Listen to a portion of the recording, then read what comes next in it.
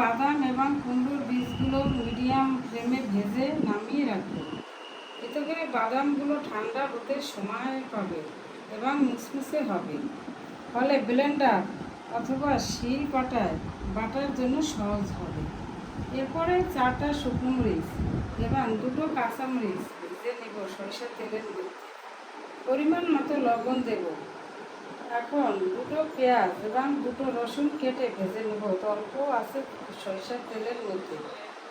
এরপর সবগুলো উপকরণ একে একে শিলপাটায় বেটে নেব এবং সাথে 2 প্রকারের ধনে পাতা অল্প অল্প করে বেটে নেব।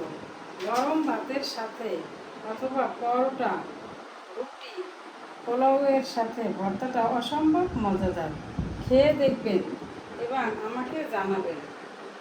পরবর্তীতে অন্যান্য রেসিপিগুলো ডিটেলস জানিয়ে দিব। তাহলে এ পর্যন্ত। আসসালামু আলাইকুম বন্ধুরা। পরবর্তীতে আমি আপনাদের কাবাব, ধনেপাতা, পেঁয়াজ এবং মরিচ এবং রসুন দিয়ে যে একটা ভর্তা, মজাদার ভর্তা তৈরি করে পাট শাকের ডাল কীভাবে রান্না করা হয়, বিলাতি ধনে পাতাটা কীভাবে ভর্তা করা হয়, আমি সুন্দর করে আপনাদের আবার বুঝিয়ে দিতে চেষ্টা করব। আর এই মশলাটা দিয়ে কিমা তৈরি করে কীভাবে এবং গরম মশলা অ্যাডজাস্ট করে কীভাবে করতে হয় সেটাও আপনাদেরকে বুঝিয়ে দিব।